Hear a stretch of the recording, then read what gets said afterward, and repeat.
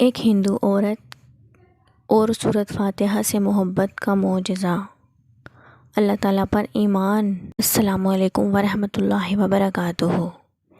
ایک ہندو عورت کی محبت کی ہے یہ داستان۔ محبت پر کس سے؟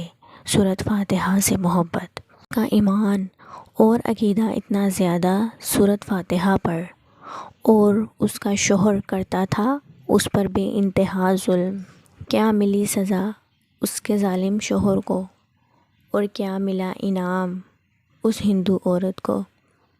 چلیے آپ کو سناتے ہیں ایک خوبصورت دل کو چھو جانے والا واقعہ۔ امت رسول صلی اللہ علیہ وآلہ وسلم کو تحفے میں ملنے والی یہ پیاری صورت شفا کا یہ واقعہ حکایت حجاج اور شفال کروب کی کتاب سے لیا گیا ہے۔ یہ واقعہ اسی کتاب سے لیا گیا ہے جس میں سورۃ فاتحہ سے ایک ہندو عورت کی ایک خوبصورت محبت کی داستان موجود ہے۔ آئیے آپ کو سناتے ہیں یہ واقعہ۔ عرب قبیلے میں رہتی تھی یہ عورت۔ اس عورت کا پورا خاندان آباد تھا ملک شام میں۔ شادی شدہ تھی اور اس کا شوہر ایک بہت بڑا تاجر تھا، کاروباری انسان تھا، مسلمانوں کا وہ کاروبار کرتا تھا۔ وہ عورت کام میں بھی اپنے شوہر کا ہاتھ بٹاتی تھی۔ ایک بار اس نے کہیں سے سنا کہ ملک شام میں یعنی مکہ میں اللہ کے آخری نبی حضرت محمد صلی اللہ علیہ وآلہ وسلم پر ایک سورت مبارکہ نازل ہوئی ہے جس کا نام ہے سورۃ فاتحہ، اور اس میں ہر بیماری سے شفا ہے، یعنی وہ سورت جس پر بھی دم کر کے پھونکی جائے وہ انسان بالکل ٹھیک ہو جاتا ہے، یہاں تک کہ بے شمار برکات ہیں اس کی۔ اب عقیدہ یہ تھا اللہ تعالیٰ جس سے کہ دل میں ایمان کی روشنی ڈالنا چاہے تو اللہ تعالیٰ کی قدرت سے تو آپ سب واقف ہیں ہی۔ اب کسی نے اس سے وہ سورۃ فاتحہ پڑھنا سیکھ لی، اور جب اس نے سورۃ فاتحہ کا ترجمہ پڑھا تو اس کی آنکھوں میں آنسو آ گئے۔ اہدنا الصراط المستقیم صراط الذین انعمت علیہم غیر المغضوب علیہم ولا الضالین آمین۔ اور جب کہ وہ یہ سورت پڑھ رہی ہے تو اللہ تعالیٰ واقعی اس کے بگڑے کام سنوار دیتا ہے۔ تو ایک بار واقعہ اسے یقین آ گیا کہ اس سورت مبارکہ میں جادو ہے، کیونکہ اس کے بیٹے کو ایک خطرناک زہریلے بچھو نے کاٹ لیا تھا۔ وہ کھیل رہا تھا، بڑے بڑے حکیموں طبیبوں کو بلایا گیا، سب نے یہ کہہ کر جان چھڑا لی کہ بچھو بہت زہریلا ڈنک تھا اور ہم کچھ نہیں کر سکتے، کچھ دنوں کا مہمان ہے تمہارا یہ بچہ۔ ماں کا تو جیسے رو رو کر برا حال ہی ہو گیا تھا، اور اس کا شوہر جو خداؤں اور بتوں کی پوجا کر رہا تھا اور ان سے مدد مانگ رہا تھا، لیکن کسی کو کوئی حل نظر نہیں آ رہا تھا۔ اس ہندو عورت کو ایک دم خیال آیا کہ اس نے سورۃ فاتحہ کے بارے میں پڑھا ہے کہ اس میں ہر بیماری سے شفا ہے، اگر میں وہ سورت پڑھتی ہوں اور اپنے بچے پر دم کر دیتی ہوں تو واقعی کیا میرا بچہ ٹھیک ہو جائے گا؟ اللہ تعالیٰ نے جو اس عورت کو ایمان کی طرف لانا تھا اور اس عورت کے دل میں ایمان کے لیے مزید محبت پیدا کروانی تھی، تو اس کی زبان میں تاثیر دے دی۔ تو پھر کیا تھا؟ وہ عورت سورۃ فاتحہ پڑھنے بیٹھ گئی، اور جیسے ہی اس نے بچے کی کاٹی ہوئی جگہ پر دم کیا ویسے ہی وہ بچہ اٹھ کر بیٹھ گیا، اور اس نے پانی پر دم کر کے وہ پانی بھی بچے کو پلا دیا، اور اب ایسے تھا جیسے تو کبھی کسی بچھو نے کاٹا ہی نہیں تھا۔ وہ کھیلنے لگا۔ اس کا شوہر دوڑتا ہوا اس کے پاس آیا اور پوچھنے لگا کہ کسی حکیم نے، کسی طبیب نے اس کو ٹھیک نہیں کیا، تو آخر تم نے ایسا کیا کیا کہ یہ بچہ ٹھیک ہو گیا اور کھیلنے لگ گیا؟ اس عورت نے کہا میں نے ایسا کوئی منطق نہیں کیا، بس ایک صورت ہے جس میں ہر بیماری سے شفا ہے، بس وہ مجھے یاد تھی، میں نے پڑھ کر اپنے بچے پر دم کر دیا اور میرا بچہ بالکل صحت یاب ہو گیا۔ یہاں اس کا شوہر خوش ہونے کی بجائے اس سے ناراض ہو گیا۔ تو یہ کیا جادو ٹونے کر رہی ہے؟ تو کیا پڑھ پڑھ کر میرے بچے پر پھونک رہی ہے؟ ہمارے بچے پر پھونک رہی ہے۔ وہ عورت کہنے لگی زندہ سلامت ہو گیا ہے ہمارا بچہ، ورنہ ہم تو بچھڑنے والے تھے اپنے بچے سے۔ لیکن اس ظالم شوہر نے اس کی ایک نہ سنی اور وہ اپنی بیوی کو مارنے لگ گیا۔ اسے نفرت تھی اسلام سے اور اسلام کے لوگوں سے، اس کو نفرت تھی مسلمانوں سے اور مسلمانوں کی کسی بھی چیز سے۔ تو جب اس کی بیوی یہ عمل کرنے لگی تو اسے اپنی بیوی سے بھی نفرت ہو گئی۔ شوہر نے اب اپنی بیوی پر ظلم کرنا شروع کر دیا، ہر روز اسے مارتا تھا اور کہتا تھا کہ اگر اب میں تیرے منہ سے یہ صورت لے لی تو اس صورت کو اگر پڑھا تو نے تو دیکھ میں تیری کھال ادھیڑ دوں گا، تجھے قتل کر دوں گا۔ اس آدمی کو تو اللہ اور اس کے کلام پر یقین نہیں تھا، جبکہ اس عورت کو اللہ پر اور اس کے کلام پر بہت یقین تھا، اتنا یقین کہ اس عورت کا یقین جیت گیا۔ اللہ تعالیٰ نے کس طرح اس عورت کی مدد کی۔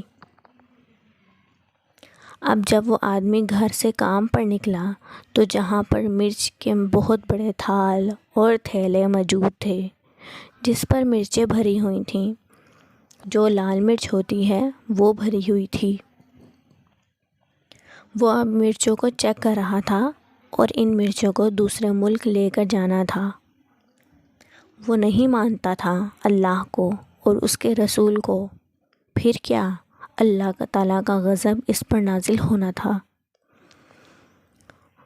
وہاں پر وہی بچھو آ گیا جس نے اس بچے کو ڈنگ مارا تھا۔ اس بچھو کے ڈنگ سے اس کا بچہ تو بچ گیا تھا، کیونکہ اس کی بیوی کو سورۃ فاتحہ پر یقین تھا، اللہ تعالیٰ پر یقین تھا۔